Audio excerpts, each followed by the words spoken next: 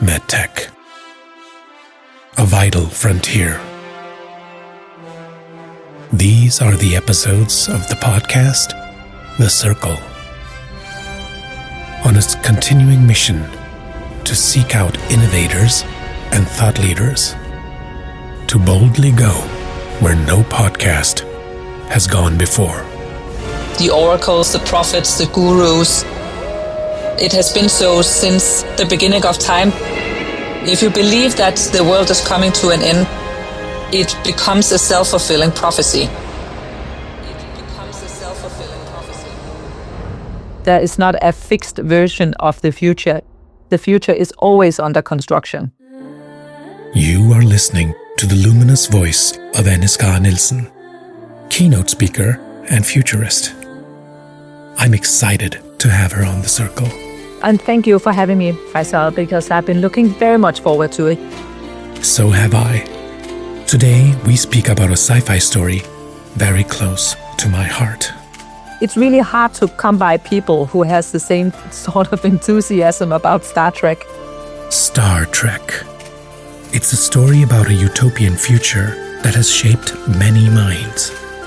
Anne is the perfect guide into this future world.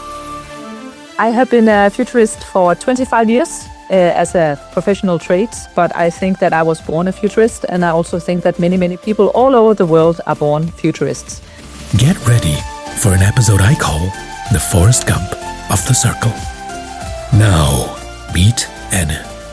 I'm a biologist by education, and what we have discovered is that the human brain is a predictive organ.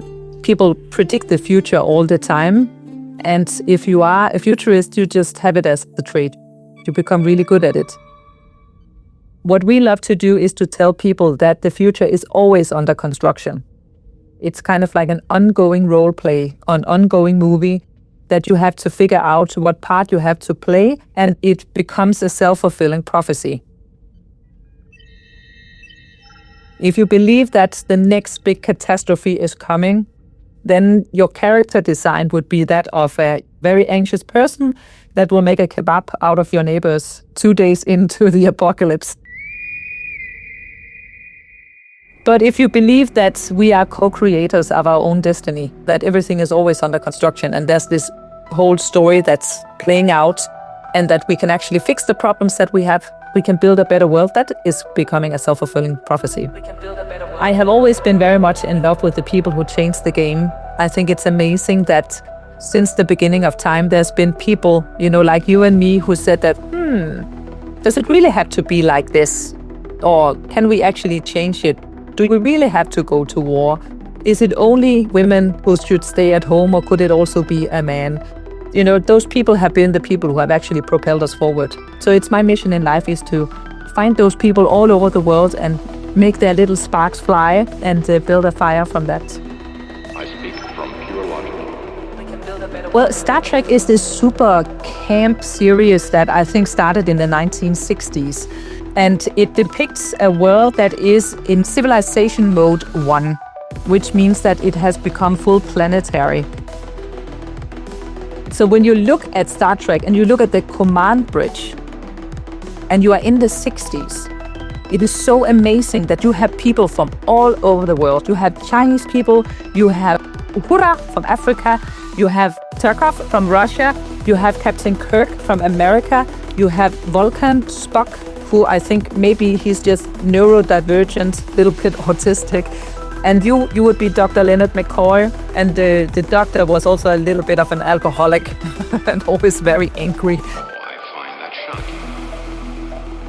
But you have this peace on earth, people all over the world coming together, and it's kind of like this unity of having different mindsets. It's like you just take it as a given that, of course, in the future, this is how it's going to play out. And I think that some people in the 60s had this anticipation. This is where the Earth is heading. So before this happens, there has been a third world war on Earth. There has been lack of resources. It has been horrible. And then they invented the replicator. So it's like a machine that creates abundance. And that is kind of like the whole premise, is that if people have enough, then it frees up civilization to begin something else. I actually do love this whole theory about the civilization.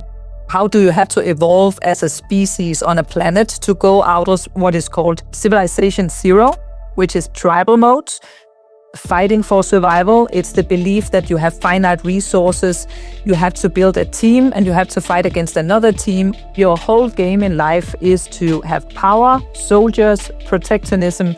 So you create these kind of like arbitrary belief systems that make you write about your version of how the world should play out. And that game will sooner or later come to an end because more and more people realize that there are people like me all over the world. And maybe it's not a finite game. Maybe there's actually enough to go around, and maybe we should change the rule, and then everybody could actually have a nice life. But it also means that you have to be more planetary person, more empathetic, understanding that we can co-create the rules of the game, and it's a lot about playing out your character. This is called planetary mode. And I think that is actually where the world is heading. What may bring us there is technology.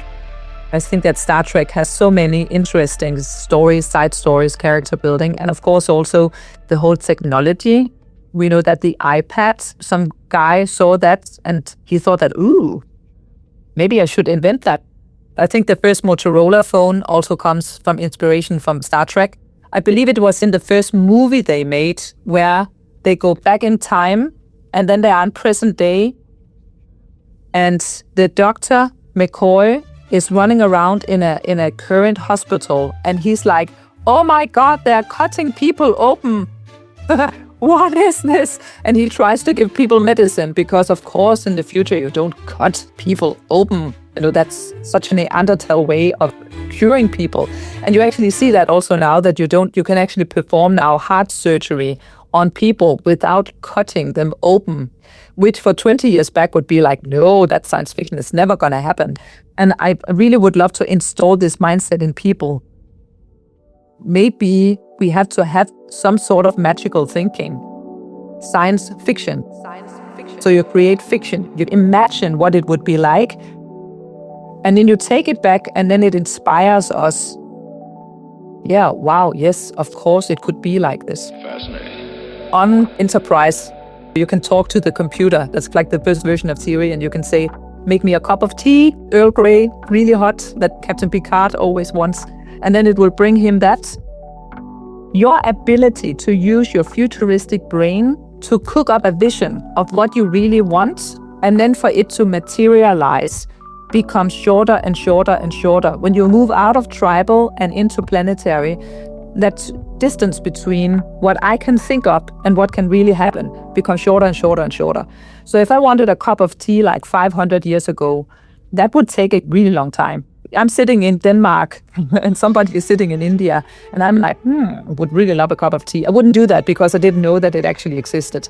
But then somebody presented it to me, and now it's like, oh, now I can imagine that it exists, and I would really love to have a cup of tea, but I had to build a ship and hire people, and then I had to be a colonializer and murder somebody and say, you are now my slaves, so now bring me a cup of tea. So it would take a really, really long time, and I could build a lot of stuff in order for me to make justice about me being actually an asshole and colonialize the world and not going into the Prime Directive, which is like, you're not allowed to do that. So when now they have the replicator, a lot of those middlemen comes out of the way, which means that I would love to have a cup of tea, poof, now it's here. But that, of course, is also responsibility. If you see it in Star Trek terms, they have the Kobayashi Maru, where if you want to go into Starfleet Academy, you have to go through this no-win scenario where you have to figure out who you are. You have to figure out your leadership style. There's a huge responsibility in you figuring out that I just want a cup of tea. That's what I want. It's not everything else because you don't need it.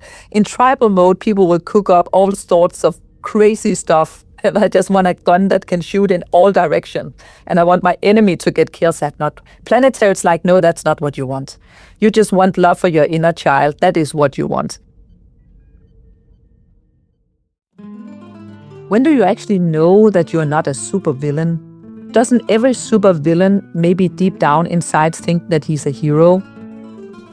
You take Thanos from the whole Marvel universe, who's an epic villain.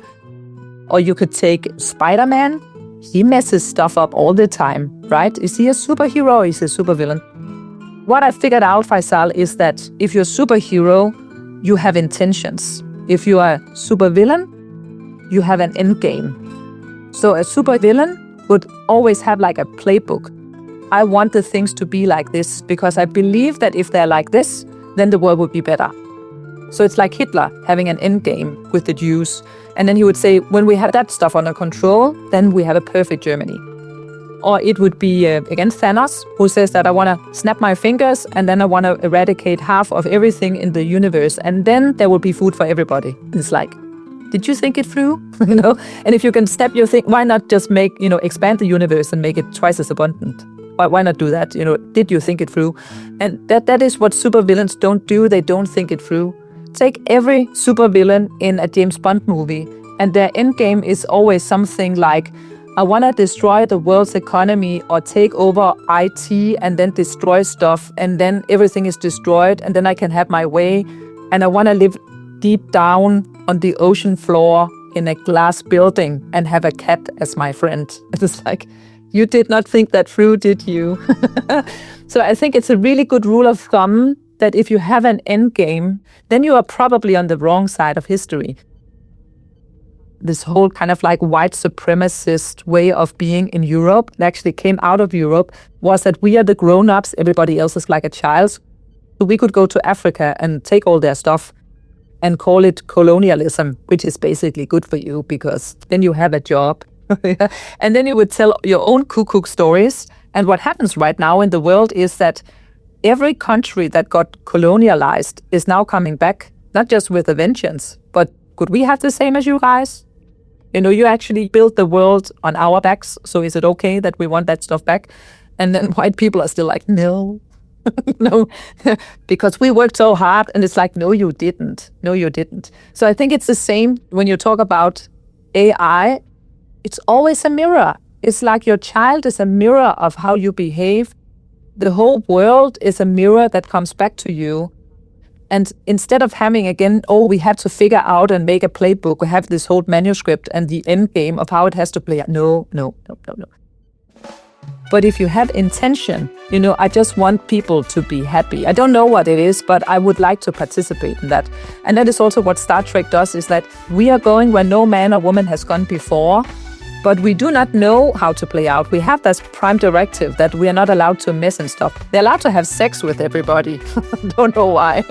It's the 60s, right? So we can bone every alien that we see, but we are not allowed to mess in how stuff plays out. And I think that's really good for us to remember. Just go where no person has gone before with good intentions. And have a lot of sex. Sometimes I'm thinking that if we took what I call the tangerine Palpatine, the orange villain in the States, and then you didn't give him any attention. Just imagine that the media did not give him attention when he's ranting and saying stupid stuff. They're only giving him attention when he plays the game right. Would he then do it? Maybe. Right now he sat with Zelensky in the Oval Office and then he uttered the word, "This is good television." And that's true. And now he's just an addict for doing it again because it's like, oh, I love it so much. Yeah, so I think that don't play that game. What if we become the villain? Maybe the Matrix is actually a positive thing. My business partner Henrik and I, we always like to play it out. Like, let's say that now good people, and I'm putting this in quotation marks here because I think good people is also all kind of crap, that you kind of like have this end game that you want to play out. Let's go full on planetary and let's figure out blah, blah, blah, blah, blah. And then after 15 minutes, we will always come to this end that there are some people who are bad. Who would be the bad people? Who would lose this game? And right now, I guess that most of us would say greedy people and narcissists. So maybe in the future, those people would be having a diagnosis. Maybe if you are so greedy that you mess up the game for everybody else, that's actually a psychological disease. And if you're a narcissist, maybe it's something where you actually can't cure it. And then, Faisal, probably you and me in the future, we would say that those people who cannot play the game of being a planetary nice person have to go in the Matrix. We would invent a game where you would actually install empathy with people. a series I always love is The Sandman. The Sandman is getting kidnapped, and that is why we don't have dreams. So now we only have nightmares. And there's a serial killer who has infected a lot of humans, and now they are also serial killers. And then he wakes them up. And that's what the Sandman then does. He gives them empathy. Their punishment is to feel the burden and the pain of what I have done. That is how they wake up. But that is how we would probably, as biologists, a doctor and a futurist, we would design a game where we would take narcissists and serial killers, evil people, and say, you cannot be in the planetary game. So now we are putting you in, and now it's our reality program. So we are actually watching the Matrix. And maybe, Faisal, you and me in the planetary game, we are actually nasty people. And now, right now, they are watching us and they're like, yeah, they're waking up. Because we have been so nasty in real life, so they put us into it. Maybe the Matrix is actually a positive thing. Maybe it's designed to make us wake up so that we can be part of planetary. Wake up. In the Prime Directive in the Star Trek, you are not allowed to mess in other civilizations' approach to planetary because, you're putting them back. They're not learning what they're supposed to learn, and then they'll just be evil and mess everything up. So when they have warp speed, that's their entry level. It's like, okay, now you're ready. Now we can come and talk to you. Now you are on this level in the game that you're not going to destroy everybody else. You can actually move up. And maybe that is the same we have to be doing when we are saying that, that the Matrix is not evil. It's actually designed to make you become a better person. Clearly, technology is meant to move us forward, but the stories that surround us often show it as a negative thing. Are we afraid of technology or afraid of ourselves? Every time we have some sort of new technology, there's a new movie coming out of it. And it could also be back in the day, where you made huge ships and then you also made, now the ship is sinking. So what we do as humans, especially for my generation, is that's always playing out in the baddest way possible. Like also Blade Runner, the future is robots, or it's Skynet and Terminator. Everything is crap. But why couldn't it be like a positive thing, right? We think that artificial intelligence is a thing, or is Skynet, or is a totally different consciousness. No. It is us. And that's because you have to be responsible about that you are co-creating stuff. So if you think that you are asking ChatGPT a question and then it comes back like with stupid stuff, that's stupid question. You stupid. It's stupid. Show me a picture of a doctor, and then it comes back with a white middle-aged man, and then you say, it's so biased. No, you biased. You have to put the things in that you want to take out. So it's like a mirror. It just shows you and enhances and enforces everything that's out there. So when we think that everything is under destruction, it's like the world is coming to an end, and oh my God, how are people behaving so awful? It's like, because you are. So it's just telling you who you are. And if we take responsibility, we should see AI as a child. And if we yell at the child, if we tell the child that the child is stupid, if we ask the child to make better wars, we just want to fight each other in a better way, make some more drones, and you'll fly out and kill people without me feeling it. That's what we're going to get. It's like the future is a self-fulfilling prophecy. If we put in, that we take out. But if we instead say, no, this is a child, but we have to be responsible drivers in a world that has a GPS. And we are going to get more and more like, I have an idea, you can get it. I have an idea, you can get it. That gets closer and closer together. So it just builds a huge pressure on us, on humanity, to ask ourselves, what is it that you really, really would like? And if your answer is that I would actually just like to be happy, and I would also like for other people to be happy, I guess that's the right question. And then we have to figure out, what is happiness? How do we get there? So if I had to tell people to do 3 things right now, then it is be creative, be kind, and change the rules. Right now it's about being human. Being human is being creative. It's having a hobby, it's making an impact, it's learning new stuff, reading a book, taking a course, travel the world, make your own music. That's what social media is for, is showing your creativity. Don't stress about how many followers you have, just show the world what you can do, learn something new. And then it's kindness, because we are not called human evil, we are called humankind. I think we are doing it for a reason. And sometimes I also think that maybe that is why in the Matrix we are in, Faisal, it's calling remembering. Remember. It's like you were born a member of humankind and now you forgot about it, became an asshole, and now you have to remember, right? I also heard somebody who said depression is deep rest. Depressed, deep rest. It's like when you get depressed, it's because your character died.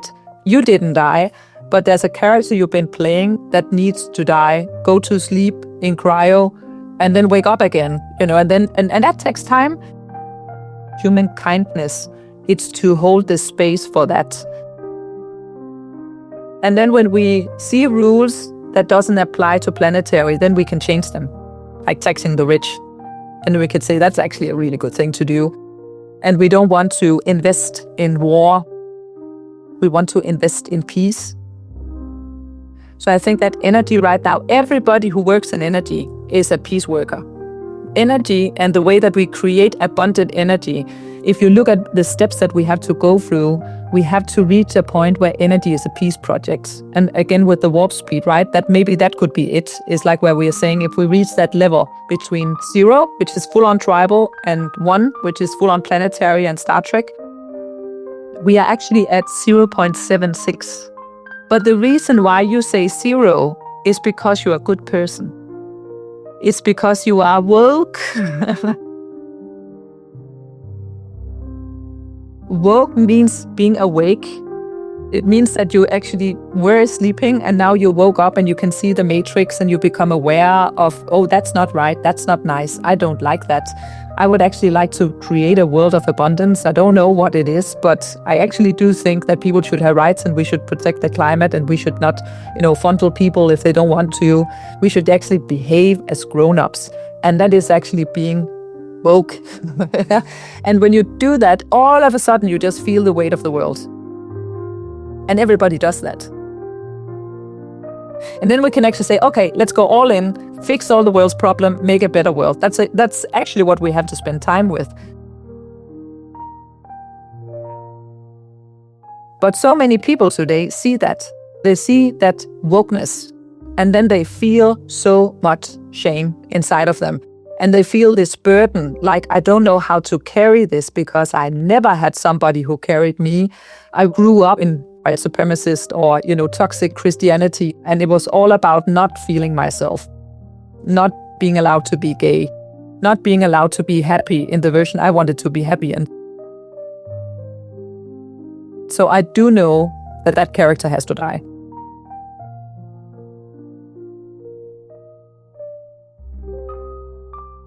But I don't know how to do it. And nobody loves me. I saw this interview where a white girl in the States who were kind of like full on MAGA, and she said that was the first time in my life I felt that somebody looked at me and said I was intelligent. My heart is bleeding for that girl. I can almost cry right now. I have goosebumps all over my body because I feel so sad that so many people walk the earth don't feeling that they fit in, don't feel that they're not smart enough, don't feel that nobody saw me as intelligent. And now I meet these MAGA people and they give me an identity, a character to play. I can full on understand that people do that. And I think it's the planetary people who have to say, there's a place for you over here as well. Because I do think that especially my kind of people, well-educated academics, have been putting gasoline on that fireplace, because for sure for many, many years it's been so that if you weren't smart and had an education, then you were kind of subpar. And then we had fake news and we had a media that said, okay, if you have a funny opinion, we'll broadcast that.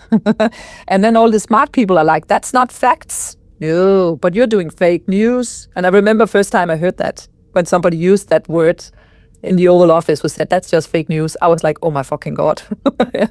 Now we are tipping back. But I think this is where we have to be. That's 7.6, and to go to 0.8 is full-on empathy. Nobody is, on the wrong side. It's more like saying that if we say that we are the smart ones and you're the stupid ones, that's tribal. If we say that we made it, we have the end game, that's tribal. We have to build that bridge and invite people to say, come on over, because the future is us, and it's empathy, and it's love, and it's sharing, and it's hard. I think it's super, super hard, but I think that's what we signed up for, Faisal, in the Matrix game that you and I are in right now. I agree. I think we have to create a new game. I think that this game of tribal is dying. When the game is so rigged that a fraction of people worldwide can own the majority of what is going on in the capitalistic stuff, I think that people have this awareness that, oh, that's not right. Tax the rich, as some people are saying, that if we did that, then we don't have to tax anybody else. Don't play at a game you don't want to win. We are never going to win if we play in tribal. We have to play in planetary. And then we have to create the new worlds so that we actually award people for playing nice. Right now, we are awarding people to play bad. I think that if you understand tribal to planetary, you can see that there's necessary steps that we have to go through. That's what we see right now, where we are talking to each other, April 2025, where it feels like the United States are going back in tribal mode. And then it kickstarts this whole idea about maybe the world should come together in some sort of planetary mode. I think that's necessary steps. You shouldn't be sad about what it is that you see in the world, because it's the game that's changing, and the old tribal game is going down in flames. It fights for its survival, and it's the final birth pangs are what I think is a new civilization. And maybe we will lose. Maybe we will have that Third World War like they have in Star Trek, and we have to push through. We have to take care of each other. We have to have a lot of love. Mental capacity. It's like the planetary energy of people looking at each other and say, you are not my enemy. And there is enough to go around. And your joy is my joy. Your sad is my sad. And I think that right now people are feeling that. That's why we have so many people who are being diagnosed as neurodivergence, which is basically just, they're becoming Vulcans. The brain that the future needs. I think it's also why so many are depressed. So many people feel sad. Yeah, maybe you just feel sad because you understand that there's a new game coming and you don't want to win in the old game. So I do think that we as humanity, as a planetarian species, have to create a new game. Changing the game, bridging the gaps, and going where no one has gone before.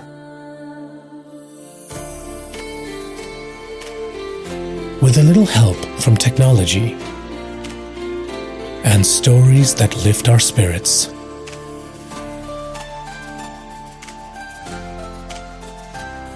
Perhaps this future is attainable. This has been a special edition of The Circle, and you have been inside it. See you out there. Live long and prosperous.